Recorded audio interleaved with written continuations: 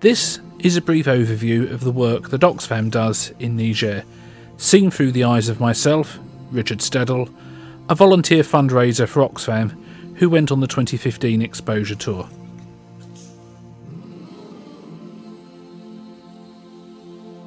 The replacement of existing wells, which are often unsafe and provide limited amounts of water, with rebored, modern, safe, clean and more productive wells, not only means that there's more drinking water, cooking and sanitation water, but it also allows the villagers water for livestock and market gardening.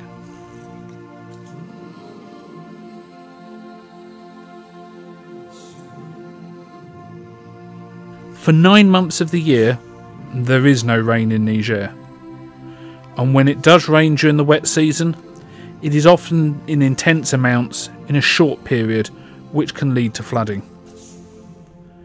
By the end of January, when we were there, the land is bone dry, yet rain is still around 6 months away, and the hottest weather, up to 50 degrees Celsius, is still to come. Rehabilitated water points and the supply of irrigation equipment, such as pipes and pumps, means that small-scale market gardening can take place. Onions, potatoes, tomatoes and corn on the cob are all often grown. These provide families with year-round vegetables and even surpluses that can be sold, raising small amounts of money.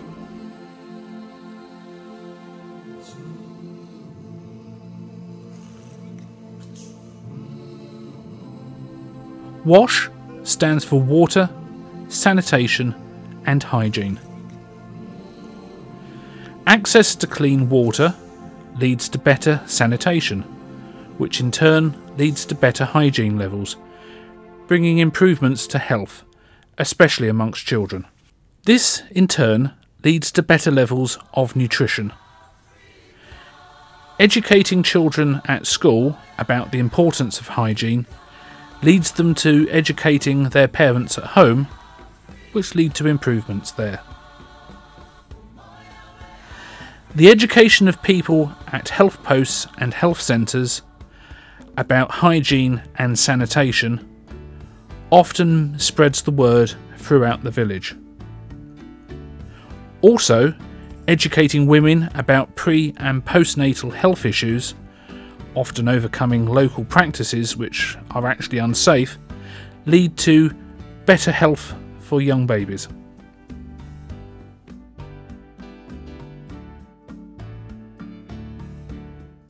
My Rights, My Voice engages marginalised youth and young people as active citizens and supports them as they claim their rights to health and education services. They are often organised into small groups which then feed into larger, more regional groups. They make use of a variety of communication techniques, including phone-ins on community radio. This builds their confidence and makes them better citizens, proactively looking to better their community.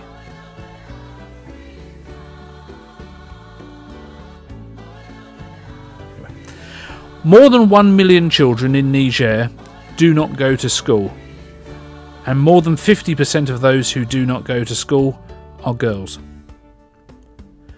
The quality of education provided is as important to the actual access to education.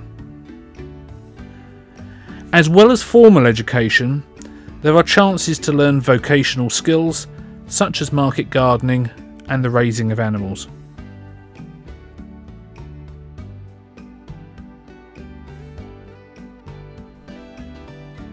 School canteens have been proven to increase attendance at schools, especially amongst girls. Children are provided with up to 4 meals a day by the school, often a level that can't be guaranteed at home. This not only improves education attendance, but also, more importantly, improves nutrition levels amongst the students. It's extremely important in rural pastoral areas where families may be some distance from the school, Some schools even provide overnight accommodation for students during the week.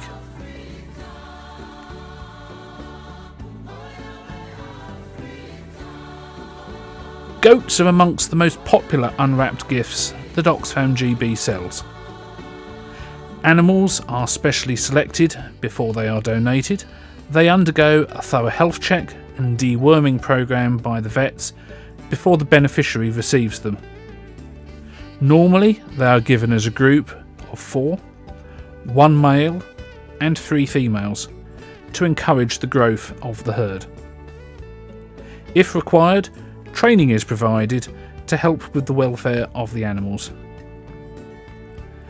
The goats provide milk, which can then also be turned into cheese to help feed the family, and as they breed, they can either be sold on to provide much needed cash, or help produce a surplus of milk and cheese, which can then be sold.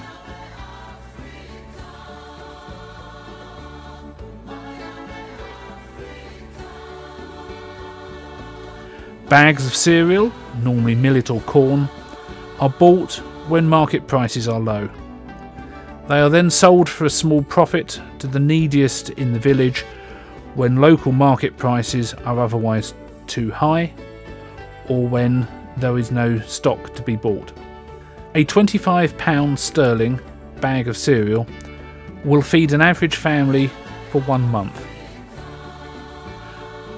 The money that the cereal bank raises can then be reinvested to buy more stock when the prices are low again.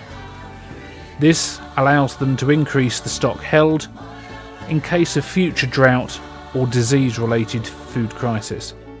This means that animals don't need to be sold for a fraction of their worth, or worse still, die. In rural communities, small agricultural supply stores buy stock in bulk to get the best prices and then resell as required in the local community for a small profit at affordable prices.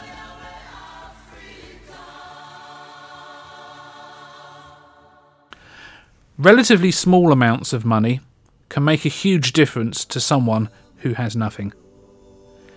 Cash grants of around £70 are used to set up micro businesses.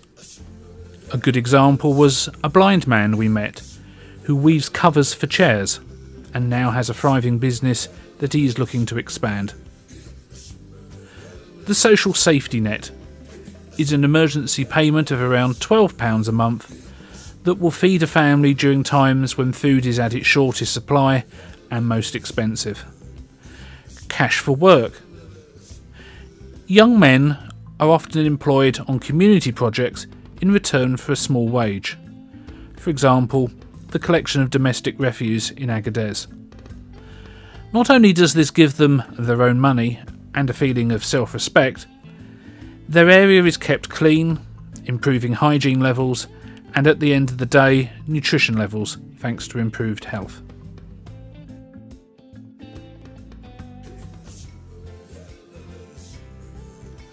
Oxfam has a truly wonderful team in Niger.